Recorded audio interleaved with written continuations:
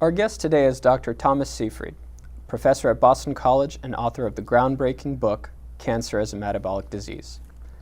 Professor Seyfried, welcome. Oh, it's a real pleasure to be here. Thank you. So, tell us about your vision of the origin of cancer. Well, my view is that of Otto Warburg's view, that cancer is a mitochondrial metabolic disease, as he originally described in his work from the early 1900s through the mid part of the century. He claimed that cancer was basically a disease of energy metabolism involving the mitochondria of the cell. There had been a lot of controversy associated with that view, with evidence that might be on the surface inconsistent. But we have recently delved into this in much greater depth and found the missing link, so-called, in Otto Warburg's central theory, which is that they, in addition to lactic acid fermentation, using glucose as a substrate, tumor cells also express succinic acid fermentation using glutamine as a substrate, which we refer to as amino acid fermentation inside the mitochondria. And we think that will resolve a lot of the problems associated with the understanding of the origin of cancer. So, how does Otto Warburg's view on the origin of cancer differ with what the mainstream is in oncology?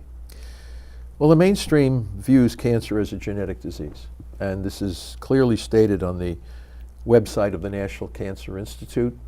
It's clearly stated in the majority of textbooks, biology, biochemistry, cell biology, the medical books. Cancer is a genetic disease, basically driven by what we call damage to proto-oncogenes. We refer to these as oncogenes that make tumor cells grow quickly. And we also have defects in these genes that are supposed to slow down cell growth, the tumor suppressor genes.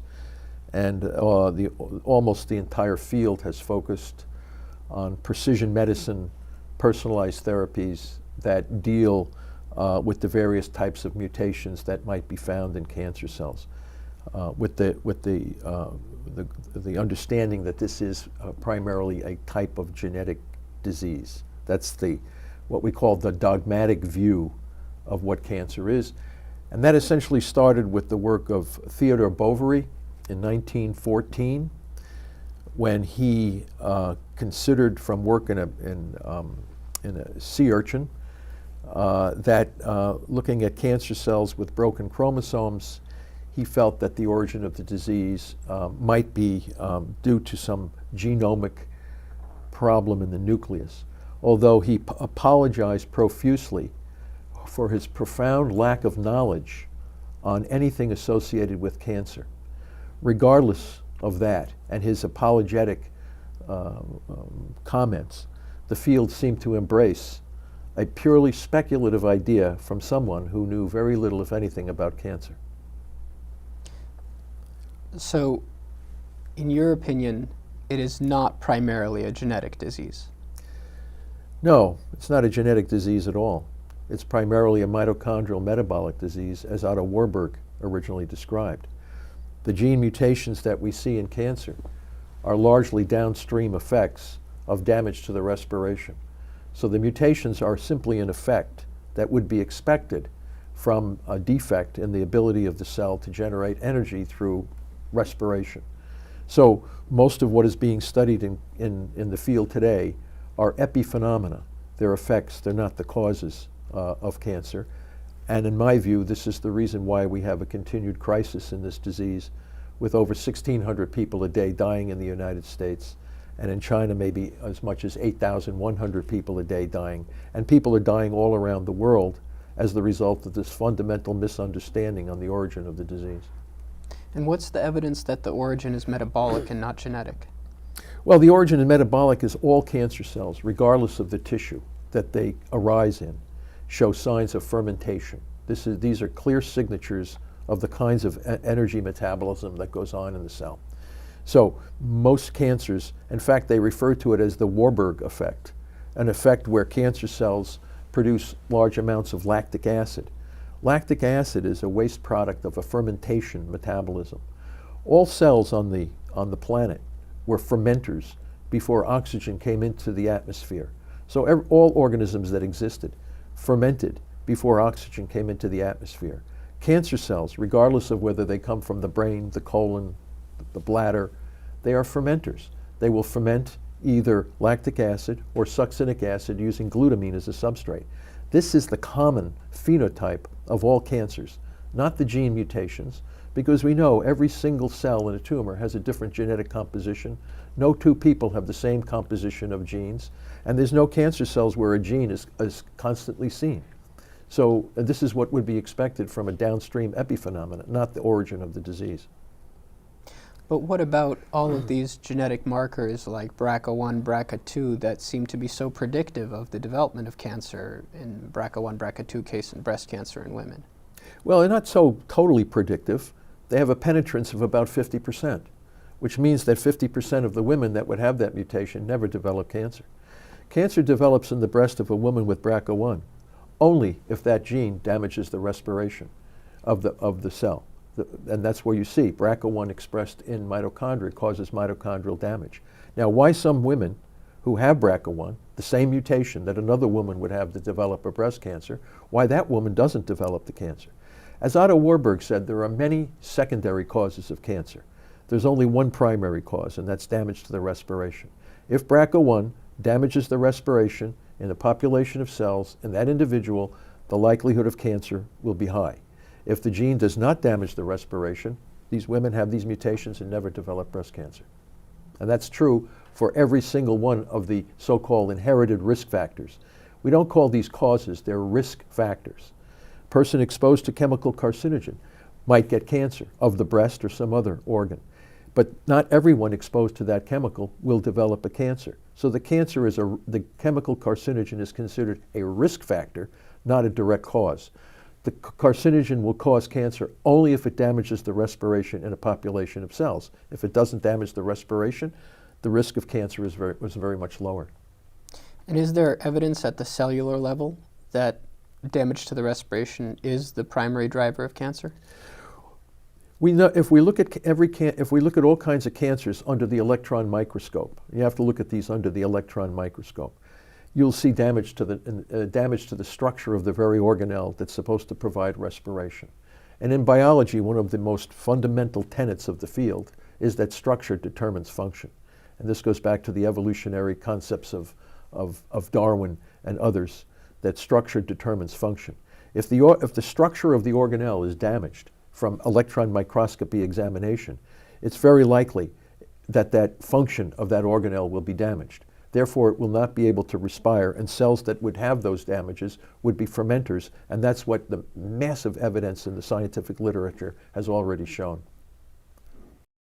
If you want to learn how to implement the ketogenic diet and the Press Pulse protocol into your cancer management, just visit school.com/keto for cancer, the new community by our research analyst Johnny Rockermeyer. Within this new community platform, you can connect with other patients and learn from their experiences. You can also just search through the posts other members have already made. You will have access to our classroom section as well, which provides practical advice and tools for the best results. These sections cover all parts of the Press Pulse protocol that you should implement. Starting with the general scientific concepts by Dr. Thomas Seyfried, we will show you how to start the ketogenic diet, including which foods to choose and which to avoid. Additionally, we prepared a list of doctors specialized in metabolic therapy, as well as details about glutamine inhibition and hyperbaric oxygen protocols. So, take a look around at school.com/keto for cancer.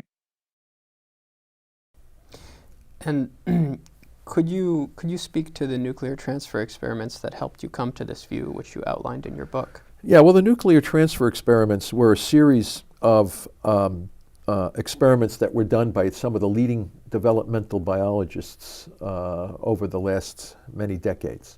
So many of these folks are what we would call the specific leaders. Dr. Yanish from MIT, we would have Jim Morgan's group from St. Jude. We have a number of different groups that have done these experiments. And their goal was simply to ask whether or not the nucleus of a tumor cell could direct development. And it was interesting that they did these experiments in an unbiased way. They were not challenging the somatic mutation theory of cancer, which is the dogmatic view, nor were they investigating the mitochondrial metabolic theory, according to Otto Warburg. Their goals were simply to ask whether the nucleus of a tumor cell was capable of developing normal development. And what was found is that basically when you put the nucleus of the tumor cell into a new cytoplasm containing normal mitochondria, oftentimes the cells were growth regulated, forming tissues and organs consistent with a normal developmental program. No evidence of dysregulated cell growth was seen in any of these experiments. Now, what was interesting, though, depending on the types of mutations or genomic defects that were present in the cancer nucleus, that determined how far in development that organism would go before it aborted. So it makes perfect sense. If you have a nucleus that has broken chromosomes and missing genes and trying to direct development, when that gene that's missing would be needed to move the organism to the next developmental stage is missing, then the whole organism implodes in an aborted way. And this is what was seen over and over again in these kinds of experiments. So the mutations in the cancer nucleus were not driving dysregulated cell growth, which is the definition and signature phenotype of cancer. They were aborting development. But depending on the kinds of mutations, some of these organisms could go through significant periods of development without showing any dysregulated cell growth. So you have to look at all of those experiments together as a group. No one of those experiments by itself would be sufficient to overturn the somatic mutation theory of cancer. But when viewed as a collection of studies, it becomes very hard to believe that cancer could be due to nuclear gene mutations in the mutations in the nuclear genome. And other studies have shown that if cancer mitochondria in an aggressive tumor cell are replaced with normal mitochondria, you return that cell now to a growth-regulated state. And that was done by Dr. Wang and her colleagues at Baylor College of Medicine. So you can either transfer the nucleus or the mitochondria, and you get normal mitochondria suppress growth, abnormal mitochondria will enhance growth. Therefore, the organelle calling the shots in cancer is essentially the mitochondria, not the nucleus. So when you say somatic theory of cancer, that's the mainstream view that genes cause cancer. It's somatic mutation theory. Somatic mutation. Somatic mutation theory, which was proposed originally by Theodore Bouveret in 1914. And then, of course, if you have germline mutations in the genome, like Li-Fraumeni, as you mentioned, the BRCA1, and there's a number of these rare inherited mutations. Those inherited mutations will cause cancer only if they damage the respiration, because none of them are 100% penetrant. If you have a gene that's 100% penetrant, like in Tay-Sachs disease, we work with a number of different metabolic diseases, the gene mutations are in fact the cause of that. Because when you have the mutation, the penetrance is 100%. In cancer, we have no gene that's known to be 100% penetrant. Therefore, but every cancer has defective respiration. Therefore, the primary cause is defective respiration, whether it occurs from a nuclear gene mutation, a radiation exposure, a hypoxia, a carcinogen, a viral infection, hepatitis C viruses. Viruses enter cells, damage the respiration, and you put the path to cancer. There's two processes that must happen to get cancer. Excuse me. The first is damage to the respiration. The second is the ability of the cell to upregulate fermentation. Without fermentation, you can't get the cell will not become dysregulated. The genes that control fermentation are oncogenes. They're transcription factors that upregulate fermentation.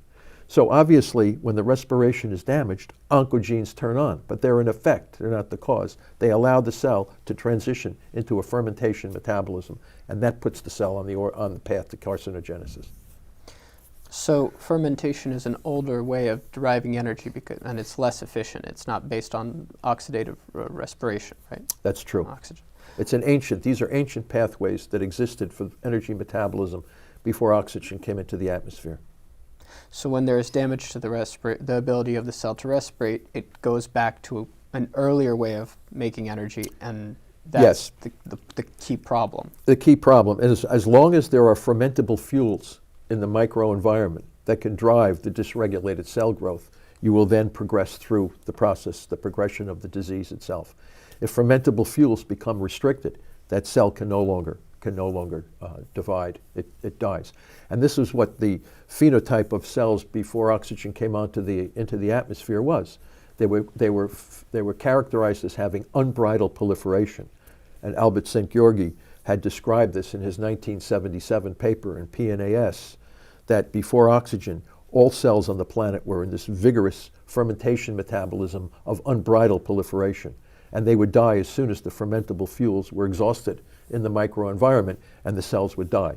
And that's basically the strategy that we think will be ultimately responsible for the resolution of cancer. You simply deprive them of their fermentable fuels. Is there further evidence in support of the mitochondrial metabolic theory of cancer over the somatic mutation theory? Well, I think you have to look at all the evidence and you have to weigh all the evidence together. The fact that we see damaged mitochondria in electron microscopy tissue sections of the tissue itself. Many scientists are given misinformation or fail to recognize the full extent of what's happening from cells in culture, because a lot of what cancer involves today is growing cells in culture. So you can see they take up oxygen, they give off ATP. Oh, their mitochondria must be normal. They're dysregulated in culture. So you have to go back to really see what's happening. You really need to look at the carcinogenic tissues from patients or animals that have cancer. And then you can make a decision. If the organelle that makes energy from respiration is defective, it's not likely to work effectively, despite what the cell culture stuff may tell you. Mm-hmm. So you think that going deep into personalized cancer genomics is going to be a dead end? Yeah, it's a complete dead end.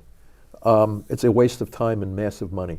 Because what is the purpose? You're looking for mutations in cancer that's supposed to be predictive of a diagnosis or a therapy when they're essentially downstream epiphenomena. So why do that in the first place?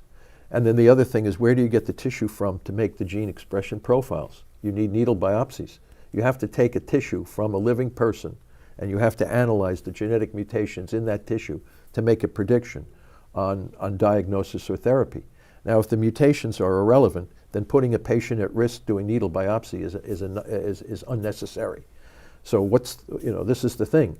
And it's been numerous papers shown in the literature that the very aspect of taking a needle biopsy from a patient changes the microenvironment of the tumor, and therefore puts that, if that tumor is on a stage of malignancy, it can be thrown over the edge to form a full malignant cancer. So therefore, the profile that you get is no longer relevant to what's going on in the tissue itself. And if the tumor is completely benign, why are you sticking it in the first place to get some information from a benign tumor? So the whole concept of needle biopsies for cancer, in my mind, makes no sense at all and puts many people at risk for making their cancer actually more aggressive and metastatic. And what do you think is the difference between metastatic cancer and non-metastatic cancer? The ability to invade local tissue and spread through the body is the major concern. And we and others have shown, especially John Pawlik and Melissa Wong, John Pawlik at Yale and Melissa Wong at Oregon Health Center, have shown that these metastatic cancer cells are fusion hybrids between cells of our immune system and proliferative cells that don't have the capacity to metastasize. You have to realize that cells of our immune system, like macrophages, which are a defensive cell in our body, already have the capacity to enter and exit bloodstream, to move through tissues. These are the behaviors of metastatic cancer. And this is a genetic program of a macrophage in our body. The problem is when these cells become energetically corrupted, they then are dysregulated and they spread and invade throughout your whole body. And they ferment. They're powerful fermenters. So it's very easy to kill them once you know that they're fermenters. The problem is this is not generally done. Mm-hmm. So you believe that the basis of metastatic cancer comes from the same programming as the programming of macrophages? Yes, immune cells. So the cancer isn't sensitive. The metastatic cancer cell in our body is in fact an immune cell. And it's the most powerful immune cell in our body, making it extremely difficult to kill. So they live in hypoxic environments naturally. So the anti-angiogenic therapies, which are designed to take away blood vessels and this oxygen and whatever, they're not going to work, and they haven't worked. So you can almost predict, going through the types of therapies that we use to manage cancer, why most of them don't work. Why we do radiation? We incinerate a particular region, right? Then we put the microenvironment at risk for inflammation, possible return of cancer. If not, we damage tissue significantly. Why are we using toxic chemicals to stop cell proliferation when you just have to pull the plug on their fermentable fuels? I mean, most of what we do in the cancer field makes no sense once you understand the biology of the problem. And this is the great tragedy. This is the responsible for the crisis we have today. The people fundamentally don't understand the biology of the disease. You know, this is hard to, you need to correct that. And what causes the initial damage to the mitochondria? What stops cells continuing to respirate? Well, you can have any kind of an insult to a population of cells. A small hypoxic region, an occluded milk duct. Warburg clearly showed that intermittent hypoxia damages respiration. And this can happen from a variety of different reasons. A wound, a blow, a blood vessel that doesn't fully work in a particular region. You have systemic inflammation. So we now know that the obesity crisis is putting many people at risk for type 2 diabetes and cancer. And if you look at C-reactive protein in the blood of these patients, of these individuals, you'll see it often high. What does that mean? It means that their body is in an inflamed condition. Inflammation damages respiration in particular populations of cells in certain tissues. It may vary from one person to the next. So you have inflammation, hypoxia, exposure to chemical carcinogens. This damages respiration. Oncogenic viruses, hepatitis C, papillomaviruses, these all penetrate and damage respiration. And then you have the rare inherited mutations that put people at risk. So any one of these provocative agents has the potential to damage respiration and increase risk for cancer. So cancer can happen from any one of these. This was referred to as the oncogenic paradox, which plagued and perplexed the entire cancer field for decades. Even in Sid Mukherjee's book, The Emperor of All Maladies, on pages 282 and 303, he struggles with this. How is it possible you can link cancer to a common pathophysiological mechanism? And that common pathophysiological mechanism is now recognized as damage to the respiratory capacity of the cell produced by any number of provocative agents, either inherited or from the environment. But all these are considered secondary. The primary origin of the disease first is damage to the respiration, followed by a compensatory fermentation. And that could be the fermentation of glucose or glutamine, amino acid. So in order to find the cause, we need to see the effect on the mitochondria first. If you can prevent damage to your mitochondria, the probability of getting cancer, the risk is significantly reduced. That's the bottom line. And I think that when you go back into primitive populations on the planet, Albert Schweitzer going to Africa, looking at native peoples in their natural environment where cancer was very, very rare, not even recognized, or in the Inuits of Canada and Alaska. These people on when the Westerners first went in there was no cancer in these people. You go and you find cancer is very rare in natural populations. Why? Because they're consuming, their environments are the way they evolved. They evolved in these environments. The other thing that's very interesting is humans and primates like gorillas and chimps have a very close genetic composition. But cancer is so much less in chimpanzees than it is in humans. So that yet their genome is almost the same in almost so many respects. Why is that? Because the chimps are mostly eating their natural foods. They're not being subjected. We have deviated from the path of nature. And one of the consequences is a high incidence of cancer and other chronic diseases. And how do you think diet interacts with cancer? Well, I think that diets that put us at risk for systemic inflammation can put ourselves at risk for cancer. So I think that there are certain components in super processed foods that are not healthy that could potentially create an inflammation in our bodies, and that contributes to the risk of cancer. All of these are what we call risk factors. There's no one cause that you can say. These are all risk factors.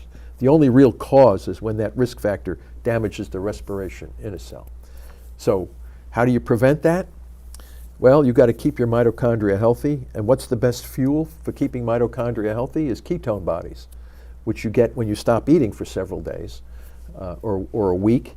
Blood sugar goes down, ketones go up, mitochondria burn ketones, and they get extremely healthy only because they're not throwing out reactive oxygen species. So it's a healing process, and that's why they talk about therapeutic fasting, water only, as a healing. This goes back to all the religions of the world.